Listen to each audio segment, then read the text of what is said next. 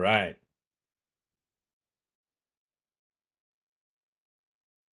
So we will begin promptly at 3:30.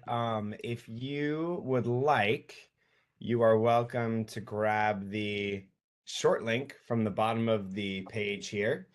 It is the new short link from DPI. It is go.ncdpi.gov/AE-framework webinar with several of the letters capitalized, you can see there. Or you can go ahead and grab the QR code from the screen, and we are going to go ahead and move forward as it is 3:30.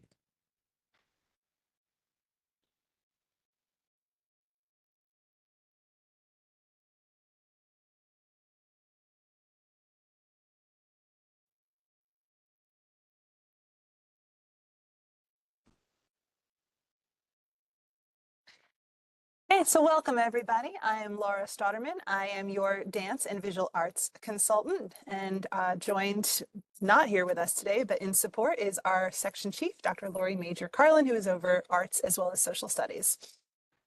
And I am Brandon Rader. I am the music and theater arts consultant in academic standards here with Laura. And though we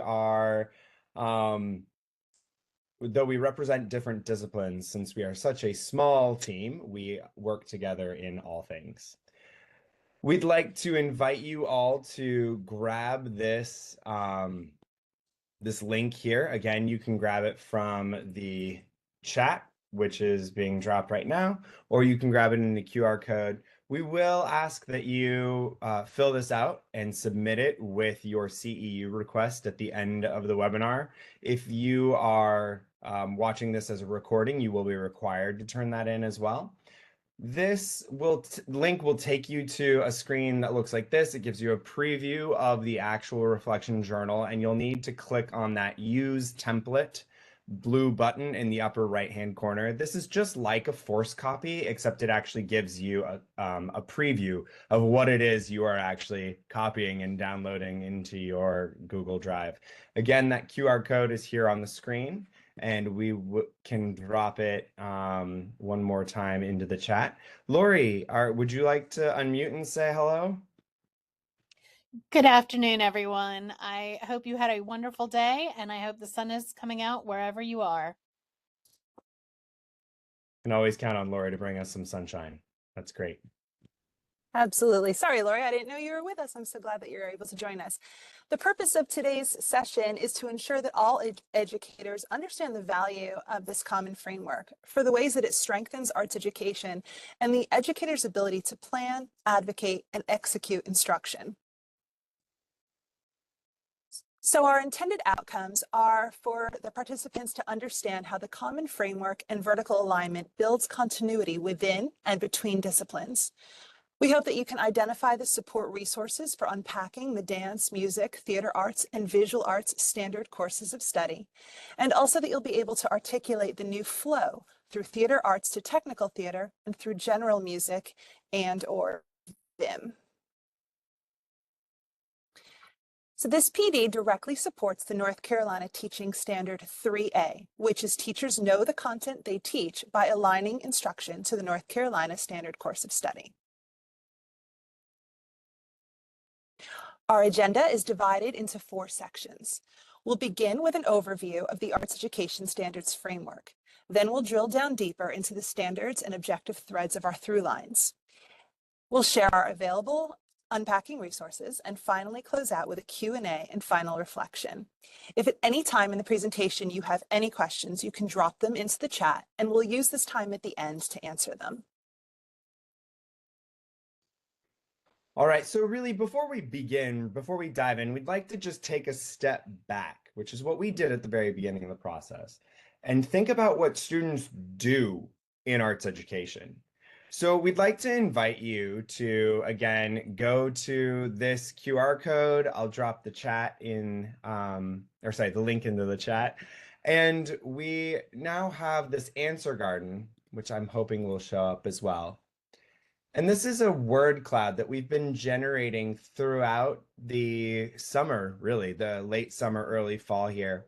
where we are thinking about what it is that students do. This is what your peers are thinking about. And we have created this word cloud. And I really love the fact that when we repeat words, it actually makes the word bigger in the word cloud. So we have lots and lots of different things here. We have all sorts of like exploring and constructing knowledge, thinking deeply, being able to make connections and explore new genres, right? We're really building connections there.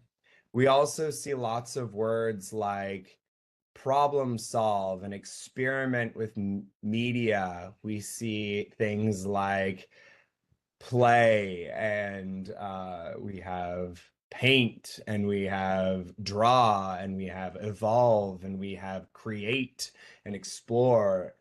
Those things are all sort of connected through that creation of the artwork. We have things like presenting and showing and performing. Manifest, love that one. And so those are all part of this like perform and presenting whatever it was that we did create.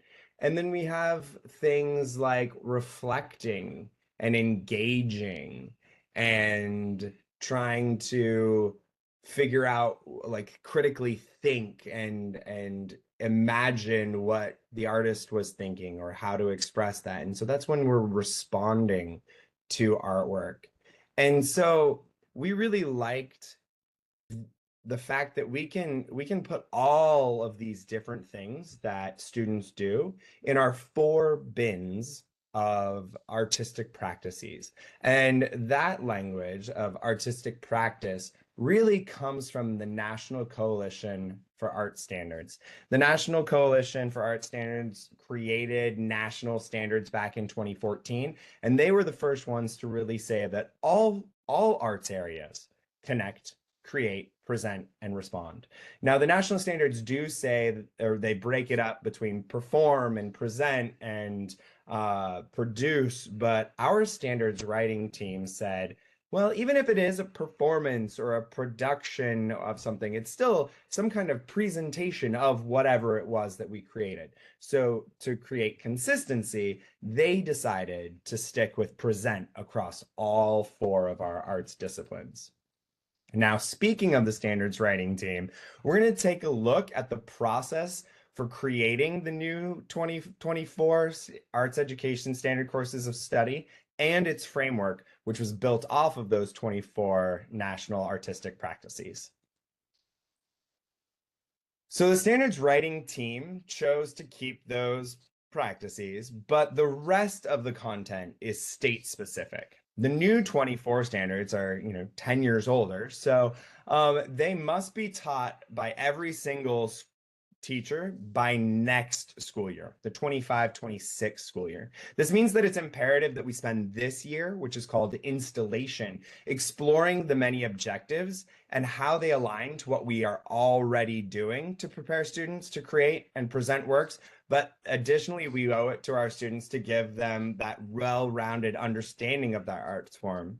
And so we really are looking forward to implementing these new standards, which promote moving beyond the artifacts that the public sees, which are those things like awards and performances and galleries, and really toward educated artists, student artists who deeply understand and know their art form. The course in which students are enrolled is also directly tied to the standard course of study that's being used in that classroom, which is very, very important in the high school levels because those standard courses of study are mastery-based courses and standards. Students only get honors credit if they are engaged in the honors accomplished or advanced standard course of study, for example. And lastly, it's important to note that the standard course of study is the minimum content required to be taught at every level. If your 4th graders are ready to take on more or more challenging material, they are more than welcome to do so. So the 2010 essential standards were revised according to State Board Policy SCOS 12, which engaged a multi-step process in which basically lasts for 4 years across 3 different stages. 2 years ago, we had research, which was review, data analysis and drafting new standards last year, which was revision, and then we have installation this year and implementation year next year, the next year, and every year after that, we're implementing those new standards. We also want to be clear about what the standard course of study is and what it is not. So it is not the curriculum. The text that you use in your classroom is up to the educator. They choose the repertoire, the scripts, the artistic works, the themes, whatever it is that they're engaging with their students. We trust the educator in the room to make those decisions on the materials which best connect to the students in the room and make sure that that is within their zone of proximal development to ensure their progression through the standard course of study. Laura. Yeah, so this is one of my favorite slides because as a former dance educator, when we would have to PLC together with the music director and the visual arts teachers and choral directors and theater teachers, you know, we were all speaking different languages. We had different objectives. We had different strands. And so again, when we think about the work that our standards writing team did in aligning these 4 bins or these 4 artistic processes, we really identified those connections of the things that we were having students know and do in each of our disciplines. So you can see that with dance, we had create and perform and movement skills, and music was literacy, theater arts, communication and aesthetics, and visual arts was literacy. Well, those skills were all having our students understand what it meant to create and to present. And then we all had some sort of respond strand. And so again, we took these objectives and aligned them to our new artistic process of respond. And then we had ways in which we were connecting to the past societal and historical cultures and looking at the cultural relevancy in Connect. So we're going to dig a little bit deeper into the framework itself. And so when you look at the framework document, the first thing you're going to notice is the names of the 4 arts education disciplines across the top. The artistic process is listed beneath. And the artistic process, again, that's what's called the strand. And so we have this slide here is showing connect and create strands. The box also includes a definition for the artistic process and the essential question, the EQ, that was used in helping the standards writing team to stay focused. Underneath the strand or the artistic process, you're now seeing the rows where the text of each standard is written. The left-hand margin on the side of the table is where you'll see the verb which represents the standard. So for example, in CN1, it's relate because this is the first word of the standard and it's the focus of the standard. And we'll dig deeper in a minute. You'll notice that the majority of the standards are aligned between all 4 disciplines. But for all of our commonalities, the standards writing teams did, however, recognize that language that was sometimes necessary for individualization, whether it was clarification in order to preserve language from the 2010 standard course of study, which the public surveys and focus groups indicated needed to be kept. So we are going to talk about some of these nuances where they exist. Let's take a deeper look. Okay. So we're digging now into Connect. Okay, the Connect strand is made of 2 standards, relate and explore. The relate standard connects each discipline with personal, societal, cultural, and historical daily life contexts, including those of diverse and marginalized groups. This is all about how each art exists in the real world beyond the walls of the classroom in both past and present. Then we go into explore, and this standard is connecting to the future of the art form, both as a whole and as the students' role within it. So the advancements explored in this standard look at innovations within the field, but also the career and college pathways that build to successful careers. Again, we'll dive a little bit deeper in a few minutes, but the main thing is that we see that all 4 disciplines in this strand have the exact same language. The PLC conversations are going to be so strong given this alignment. Right. So the create strand is made up of the originate and the adapt strands. The originate standard actually begins with create original because it addresses how disciplines create original art through experimentation, improvisation, ideation, and also through written design, whether it's a formal standardized grapheme system like tablature or Zorn notation, or sketches for lighting and costuming, or something more prosaic like writing scripts or making choreographic notes. The highlighted language here preserves the important language from the 2010 essential standards in both dance and visual arts. However, overall, it still has the same content. The adapt standard asks students to take an idea from another artist or another human and adapt it for their own use. Perhaps most importantly, the standard includes teaching responsible and ethical behavior in the understanding of copying others, giving credit, and appropriating, in contrast to fair use or using open source and Creative Commons material. Don't panic. This through line has been pressure tested in the final revision to ensure that all objectives are age appropriate throughout this strand. Okay, so now we look at the present strand, and this strand includes the standards of perform and develop. The perform standard includes students demonstrating refined disciplinary skills from a variety of styles and cultures in the performing arts. But we see the verb change to present visual artworks in visual art. Whereas the develop standard, this is including all of the background steps to prepare for a presentation or performance. It includes how to choose works, how to advertise for events, to examine both the presenter and audience behavior, and the things that are necessary to set up production elements in order to have a successful presentation.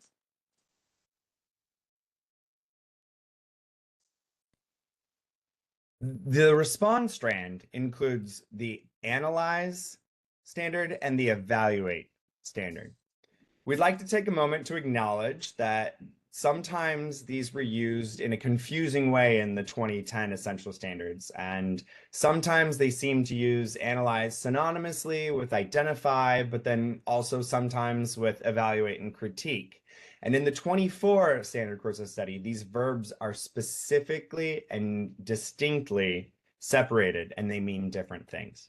The analyze standard asks students to examine works of art and to identify what is present in the work. The evaluate standard asks students to give feedback on how effective the work is. Again, we see the discipline-specific language in the music standards highlighting the multiple modalities through which musicians respond to music. And again, this is primarily a language preservation from the 2010 essential standards. All right, so here's the important part though. As we think about this framework, it's really important that we remember that the standards are conceptual, right? They do not indicate any kind of pacing guide. So the amount of time a student dedicates to creating, we know in any art form, the creation process is going to take a lot longer than some of these other standards might, right? So we want to make sure that you understand that the amount of time students spend in some objectives is going to be different than the amount of time that they spend on other objectives, and that also may differ based on the discipline. So please keep this in mind as we move forward into the framework content, as we separate this knowledge into these 4 bins.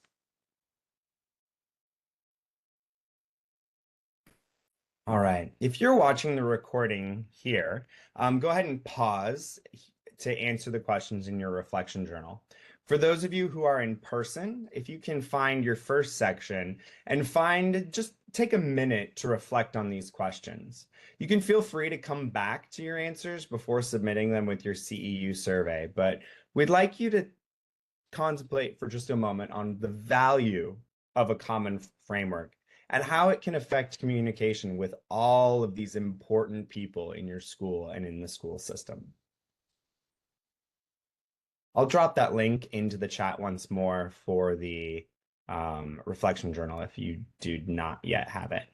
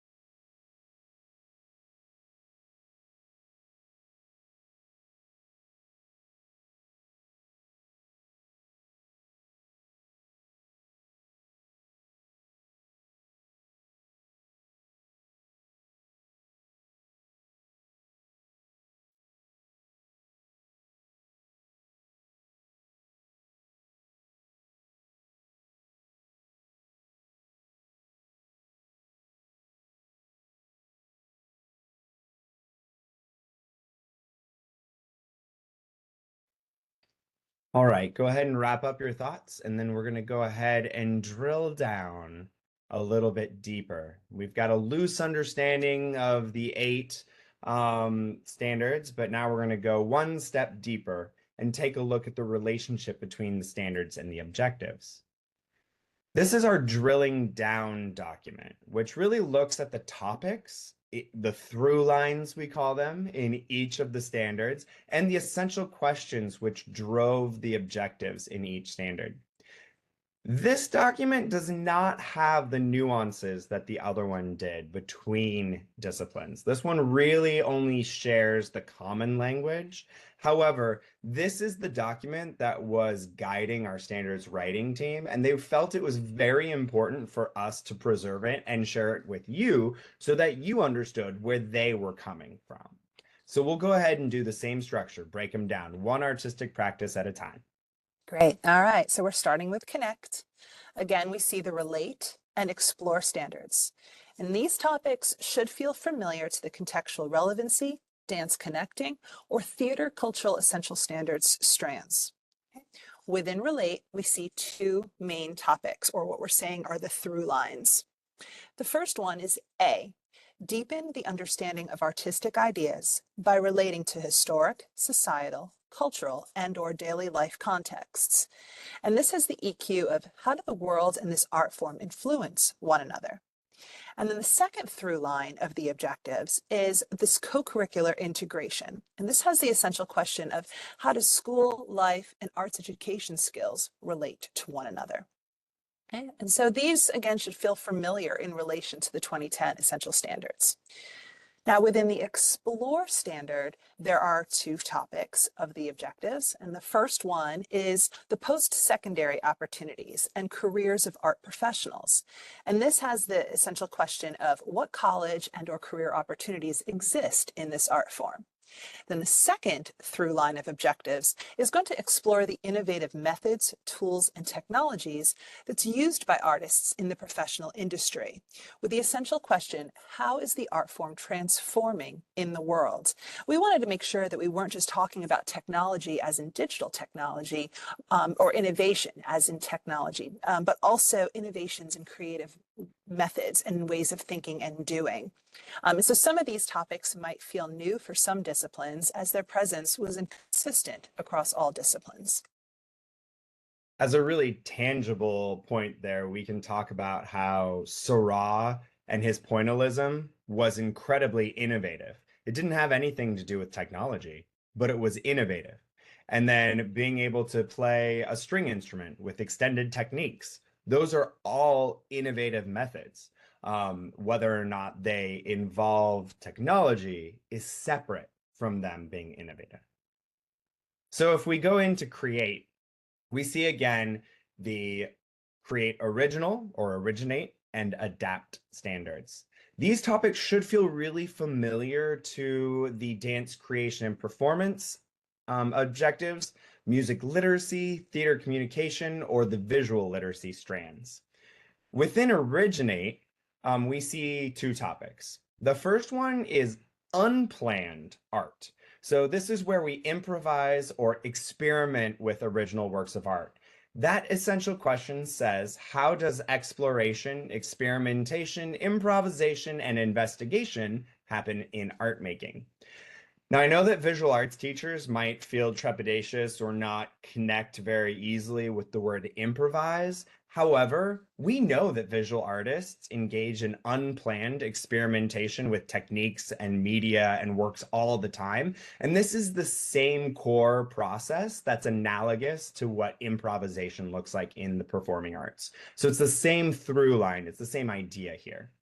The second one is planned works. So creating planned works has the EQ, how are original works created and documented.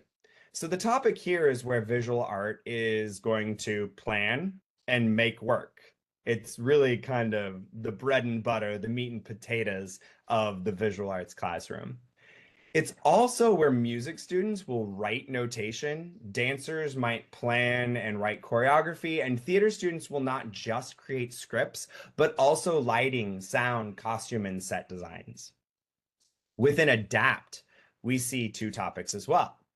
The first is the actual arrangement, adaptation, or derivation of other artists' ideas. And so this looks like, how can other artworks be adapted or modified with new ideas without appropriating? So the arts disciplines differ in their feelings toward borrowing ideas from other artists within their domain. So ensuring that students are educated about these adaptations and how they're viewed is a really, really important idea.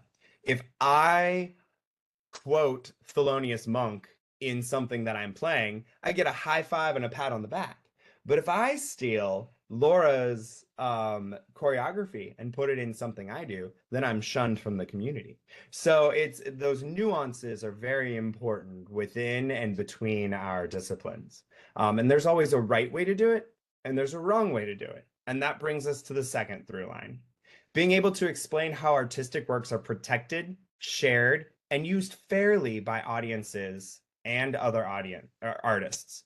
So the essential question is, how does an artist protect their work or use another artist's work fairly?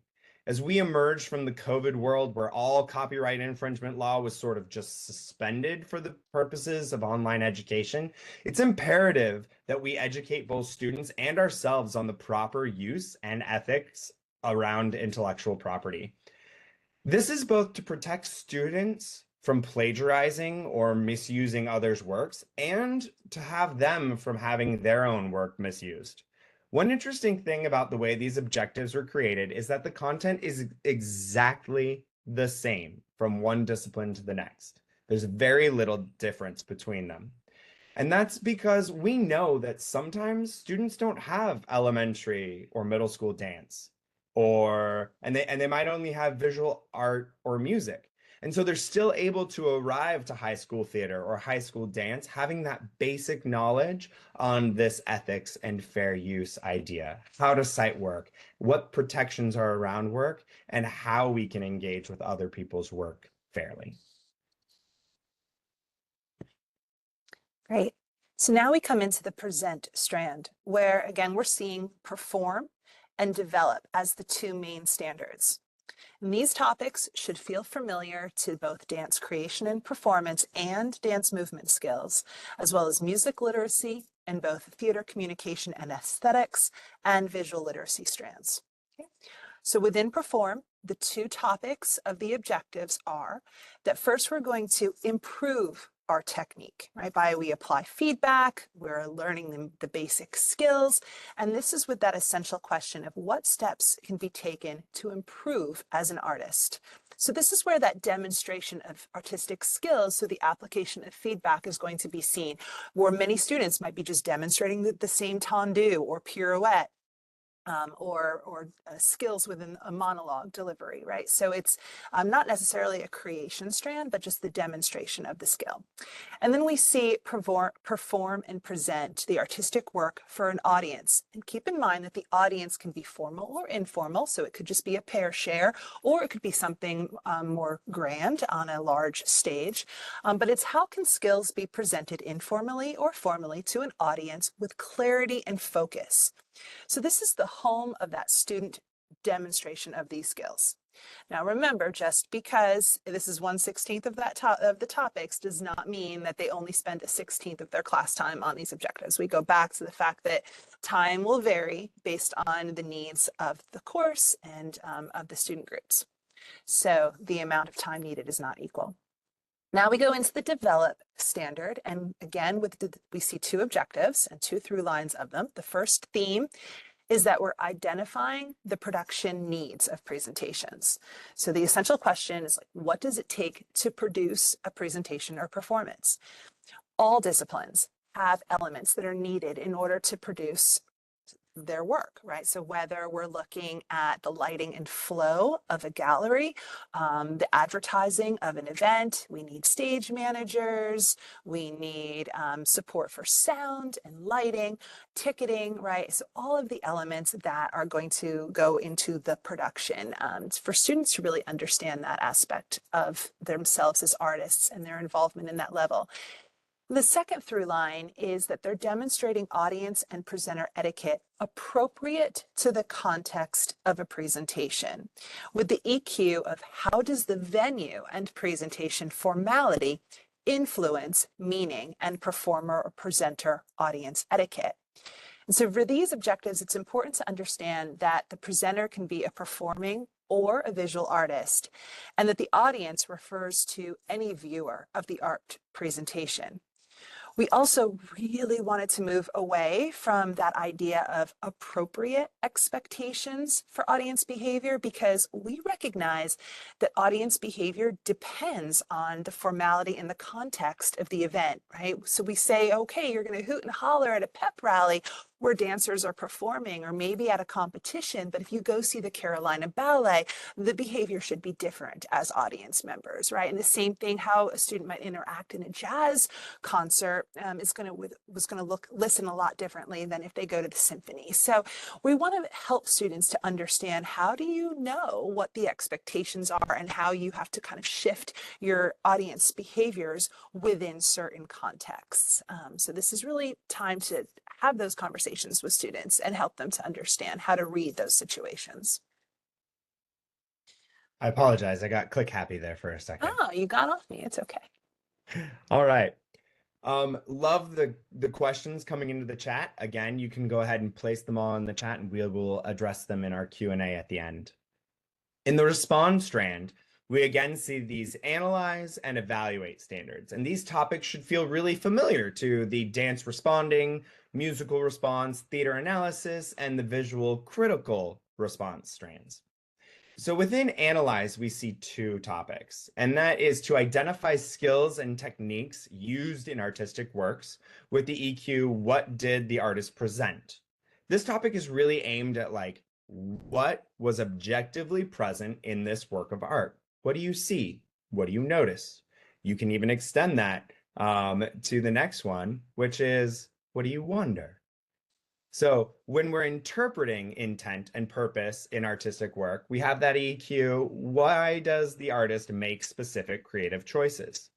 This topic really asks students to either dig into some research and read an artist statement or liner notes, watch an interview, or they may have to hypothesize and surmise why an artist made specific creative choices if there is no information or if they've been dead for hundreds of years.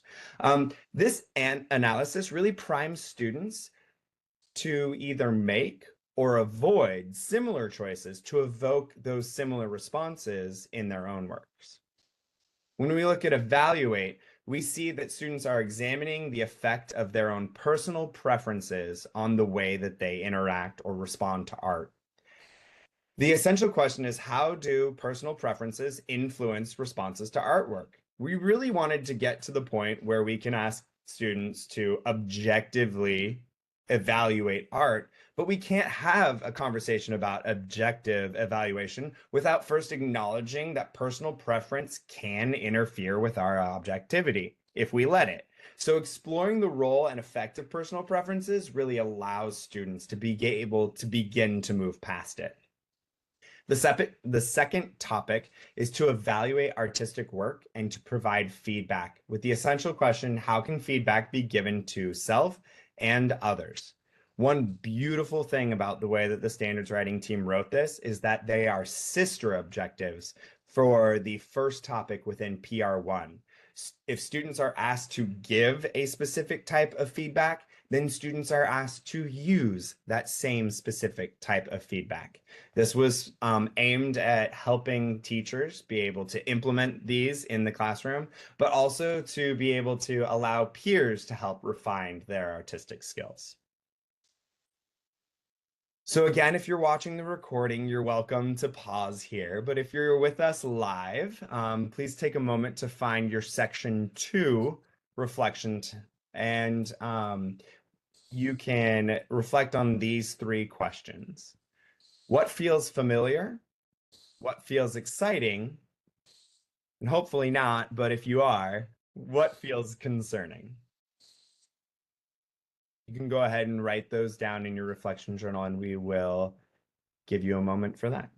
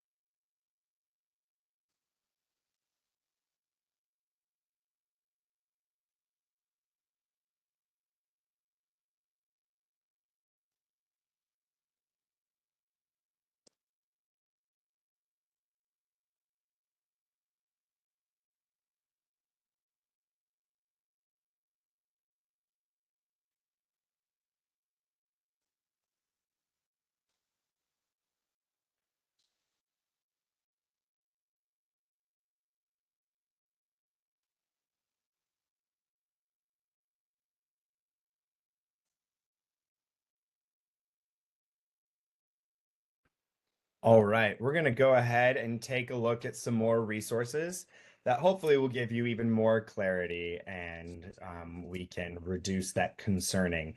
I know that anytime there's change is hard and it can bring up in us like, what am I doing? So we've really tried to take that to heart in our approach for everything. And we are working hard to try to anticipate your needs, but if you need something else, definitely do let us know. Speaking of meeting needs, when we were in review, the theater field let us know that they really, really, really needed a set of technical theater standards. So we took a look, and the national standards have technical theater standards. Virginia has one level of technical theater standards. And we knew that we needed a technical theater set of standards in order to satisfy the arts education graduation requirement for those students who were tech theater kids. They're not choir kids, they're not band kids, they're not visual arts kids, they're not dancers, and they're not on top of the stage theater kids. They're tech theater kids. And we wanted to be able to legitimize that in a way that checked off the box for the arts ed graduation requirement. And the way to do that was to create the standard course of study. So now, after completing the K-8 theater arts standards, students are able to pursue studies in either technical theater or into the traditional arts, theater arts curriculum. Just like with the essential standards, the beginning level theater arts course is intended for those with no or limited instruction in theater arts from K-8. So students from K-8 can either move directly into intermediate theater arts, or they can move into beginning technical theater, or they can start at either beginning with no experience whatsoever.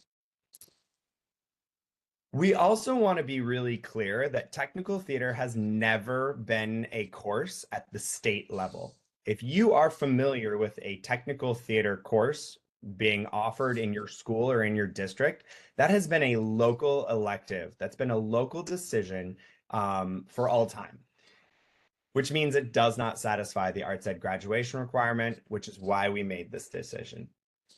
So to rectify that issue, the theater arts field asked for a SCOS in technical theater, and the data review committee and the standards writing team, in addition with our team, felt it was necessary to not just offer that one level, the way that the national standards in Virginia do in technical theater, but to also offer an inherently honors level as well. So schools are so then we created the beginning level technical theater, which is the standard course of study, and the accomplished level of standard course of study. Schools are certainly welcome to continue to teach that intermediate and advanced level of technical theater that they have been teaching for all time as local electives. Small side note, since we haven't talked about it yet at all, is that we have renamed proficient into accomplished. Laura was just typing that in the chat. We knew it at the same time. There's always been confusion in North Carolina about a proficient level of proficiency outcomes and how you could be more proficient than proficient by being an advanced. So we have done away with the proficient level, and we are moving to accomplished vernacular, which also brings us into alignment with the National Coalition of Art Standards, which is also what most other states use. So we're all kind of coming together nationally by using beginning, intermediate, accomplished, and advanced. All right, so we're going to switch over to talk about music. So again, the music field made it very known that general music is now much more widespread in middle and high school than it was in 2010. And that a data poll of music courses revealed that the ensemble-based 2010 music standards were not sufficient to meet the needs of music teachers for students like digital music, production, songwriting, music theory, music appreciation, beat making lab, and other courses that didn't fit into that ensemble or harmonizing instruments label. So therefore, the DRC recommended that we create a K-8 general music SCOS by grade level, just like in the essential standards, but just general music. And then also a high school general music course as well.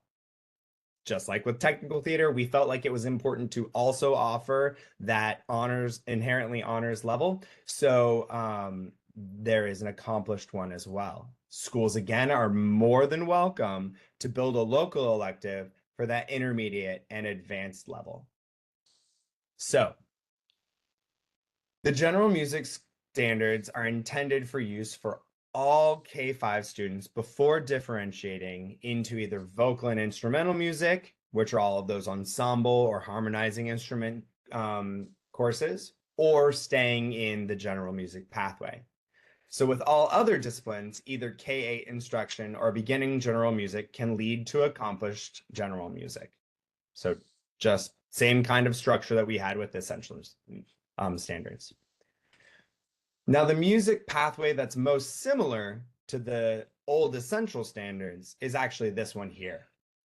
K-5 general music, moving into the vocal and instrumental music proficiency through middle school and high school. Vocal and instrumental music is such a mouthful that we have called it VIM. So I'm going to make that transition right now. VIM has 5 levels, which mimic the exact same world language standard proficiency levels.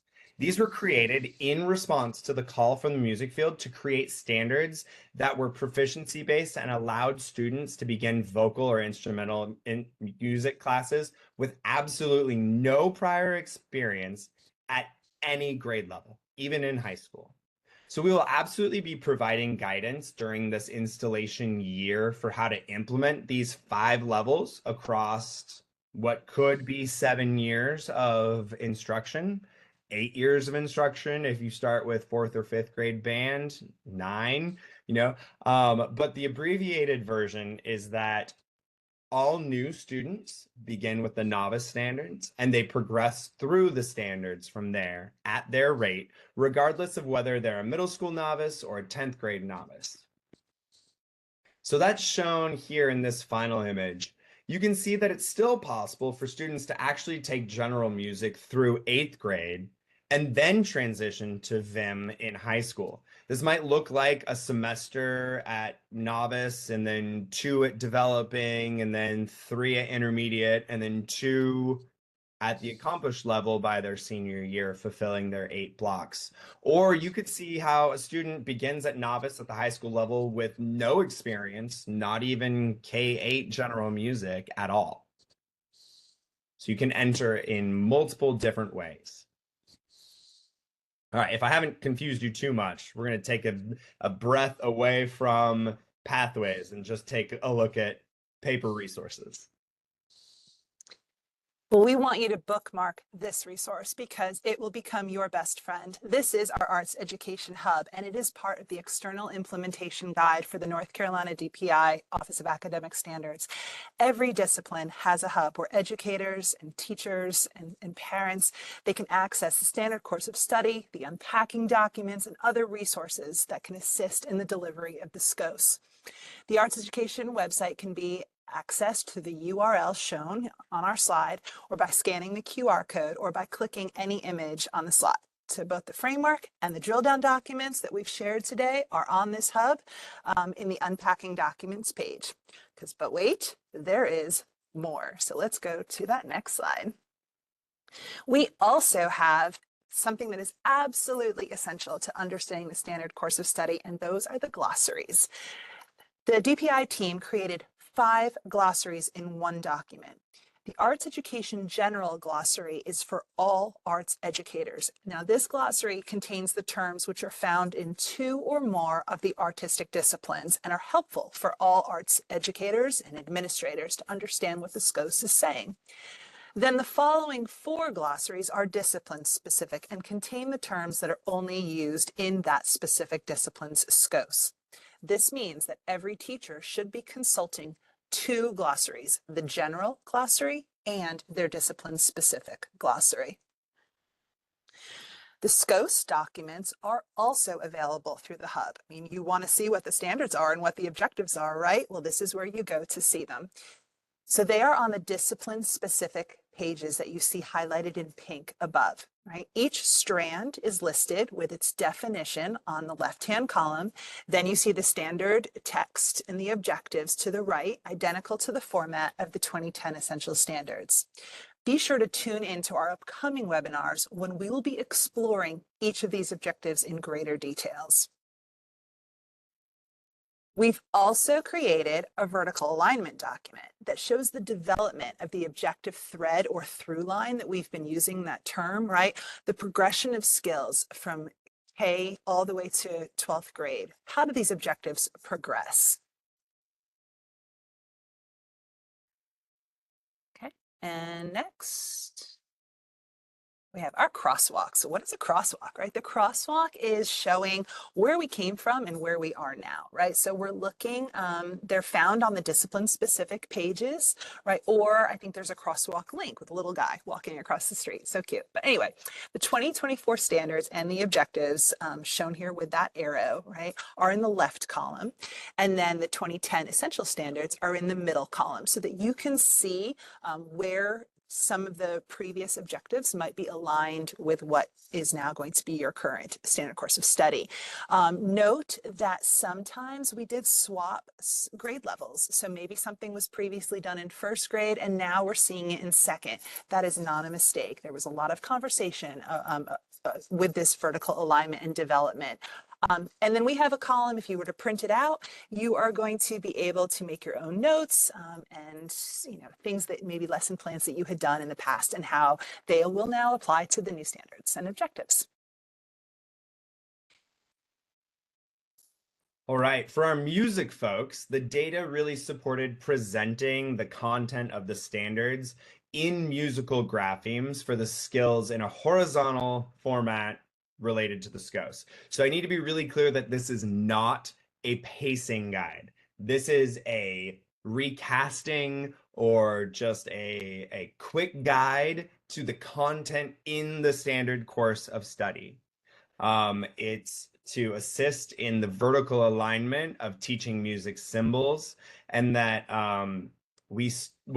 the standards writing team discovered that Colorado did this, and we spoke to the arts education person at the state level in Colorado and learned how much their teachers loved it, and we decided that we needed to generate something very specific and similar as well.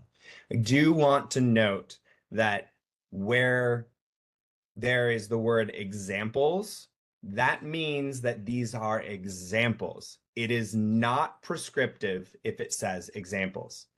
So in form, you can see it says using music terminology examples in that little gray bar, and then there are a whole bunch of examples underneath.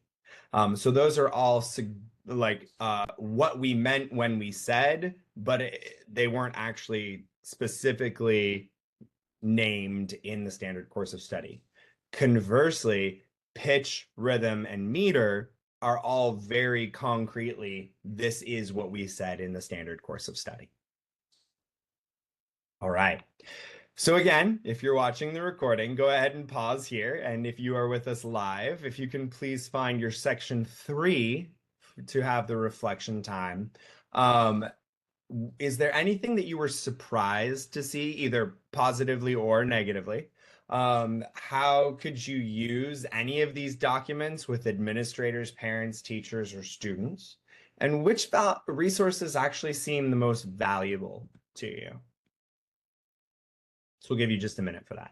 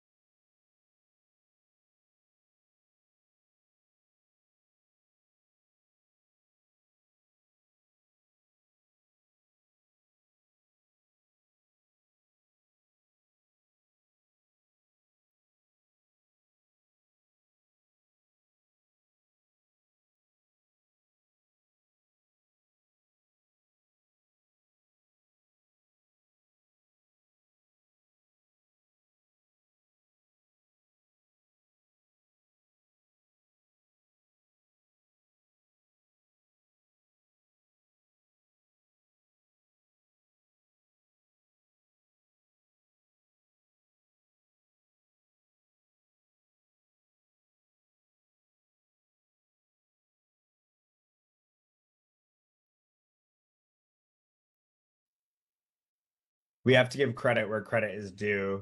Krista Faison, District Arts Education Leader in New Hanover County, was the one who said, you know what would be nice if we had a vertical alignment document and we said, we'll have it for you by the end of next week. So, like we said, we know change is hard. Anything we can do to make it easier, we are there for it. So we're going to go ahead and close the day. We know that this was a lot of information to process, especially if this was your first time joining us. We've had some other meetings with district arts education leaders, and perhaps they've already spoken to you about this. But we want you to start thinking about what remaining questions you may have. But first, we want to tell you how you can stay informed. So next slide, please. Okay, so the installation timeline is an important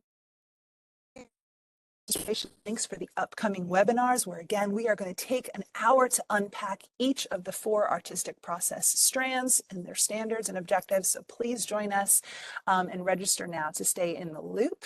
They'll also be archived. As we said earlier in the chat, we record these sessions so that you can access them later on through that AE Hub for professional development and referencing. Okay.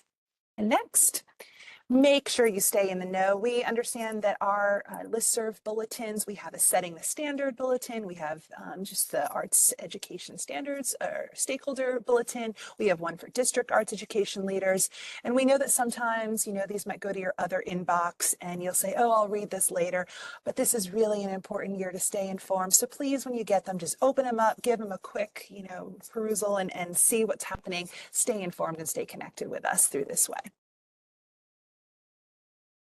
And now we'll gladly take any questions. It's 4:24. We've got about 5 minutes remaining or so. So any questions that we have not already addressed in the chat, you can Well, go we ahead should and call out unmute. one of the ones from the chat, which was asking, does the present strand imply that visual arts students need to mount and hang their own visual arts projects? And I'll say that everything is graded appropriately, leveled appropriately. So kindergartners mounting their own work and writing an artist statement and, you know, putting it on the wall. No, that's not what we're saying. You'll have to go through and take a look at the actual objectives in the present strand, but they have been scaffolded specifically for different portions. So, you know, the part about artist statements might be, don't quote me on this, it's been a minute since I looked, but a kindergartner is going to stand up and say why they created what it was and maybe talk about 2 different artistic elements that they used in their art piece. That's the first step toward writing an artist statement to be mounted, you know, and presented. So those are the sorts of ways that we built that. Right. And Samantha has added that they could also just easily take a piece of construction paper, right, and create that background as a mat. So it's just having them understand what ways can they present their artwork to make it a little more formal for whatever need they may have. Other questions?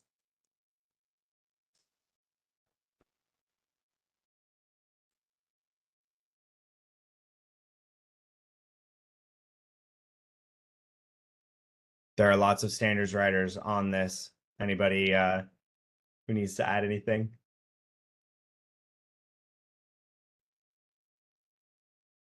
All right.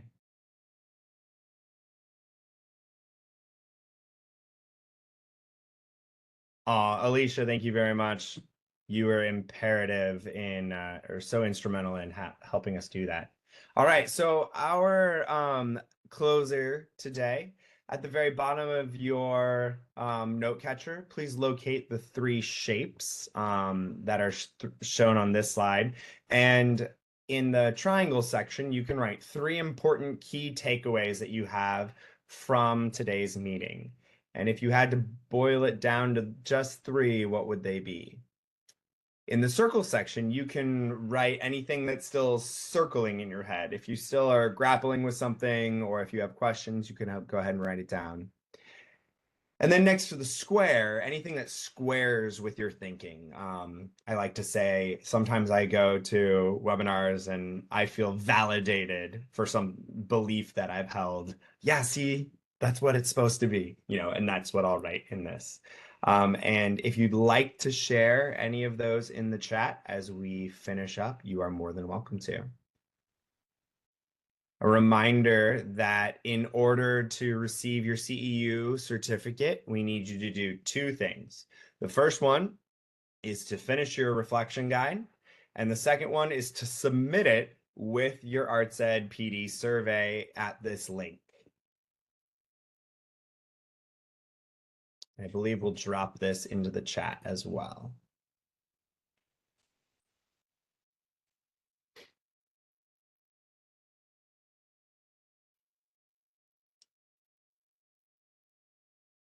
Please do tell all your friends. We hope to have the recording of this up as soon as possible, and we will put it in the PD catalog, and everything will be available no later than the end of this week, even with technology problems. So you can share this with any arts educator, anybody who's interested in the arts education standards.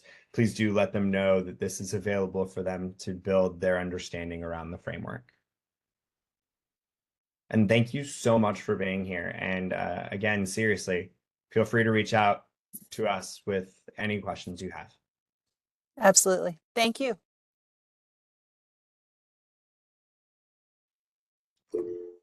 JC on?